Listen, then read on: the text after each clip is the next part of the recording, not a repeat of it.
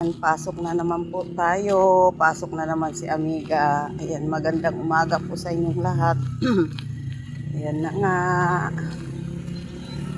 Tsaga lang tayo dito sa paglalakad. Pero maganda po dito ang itong lagi kong dinadaanan sa loob ng DMCI sa lugar namin. Sa Taguig. Kaya lang malayo nga lang ang ang linalakaran ko, mga amiga. Wala kasing sasakyan na dito kung hindi ka ihatid. Ayan, tatawid ako. Ayan. Pero maganda ang dito, tahimik. Tahimik siya o makakagawa ka talaga ng video, tsaka makakagawa ka ng content. Kaya dito lang talaga akong gumagawa ng ng content ko. Ayan. Ayan po, mayroon po ako na naman i-share sa inyo, mga amiga. Ngayon lang ako ulit nakapag nakapag video kasi busy nga si Amiga sa pag-alaga ng kanyang apo. Ayan. Ayan. I-share ko lang yung aking para malaman ninyo, ayan, kung paano magpakatatag. Ayan, share ko lang. Ayan yung nangyari nga sa aking anak. Ayan. Kailangan talaga tayo mga magulang, kailangan talagang kasi nga hindi naman natin masisisi yung nangyari sa kanya na iniwan siya nung asawa niya. Ayan, yung tatlong anak niya nasa akin.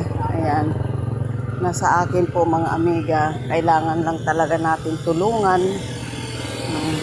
natin, kaya hindi naman natin pwede silang pabayaan. Talaga ang mga magulang, sakripisyo talaga. Pero sa awa naman ng Diyos, ayan, kahit iniwan siya, nakapag-isip siya, mga amiga.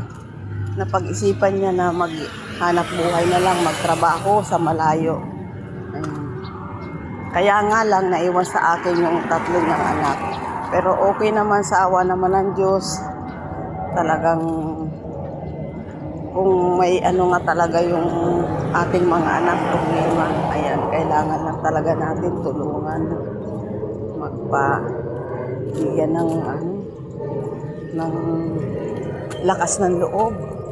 Kasi siyempre, mga amiga, talagang napakahirap ng pagka may pinagdadaanan ka, talaga namang nandoon lahat.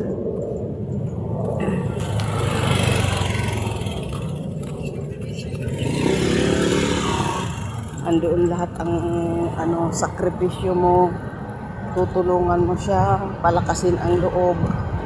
Talagang ganun ang ginawa ko, mga amiga. Talagang tinulungan ko siya na maging matatag para hindi man lang siya bumigay. Talagang hindi siya kasi mahirap yung mga pag nagkasakit, pag na-stress, minsan pag nagkaroon ng sa isip na kung bang alam niyo na ba, pag nagkaroon ng hindi magandang siyempre mamroblema din tayo. Kaya ayan, yun ang ni Amiga ngayon. Talagang mahaba-haba po itong aking story, mahaba-haba po talaga itong aking i-share sa inyo. Kaya lang sa susunod naman, abangan nyo na lang po kung hanggang saan ang aking maikukwento sa inyo. Ayan. Maraming salamat po sa inyong lahat sa pakikinig. Ayan, hindi pa ito tapos. Panoorin nyo na lang hanggang dulo. Hindi pa po ito tapos, mga amiga. Ito i-share ko lang sa inyo kung paano ni Amiga ang kanyang anak. Talaga naman po, napakahabang istorya po, mga amiga. Ayan, talagang kailangan talaga natin tulungan kung may pinagdadaanan yung ating anak, mga amiga. Ayan, maraming salamat po sa inyong lahat. Sa susunod po, hanggang sa muli, ayan, mapapanood din po ninyo ulit ito, ang aking istorya po, mga amiga. Bye bye, dito na po ako.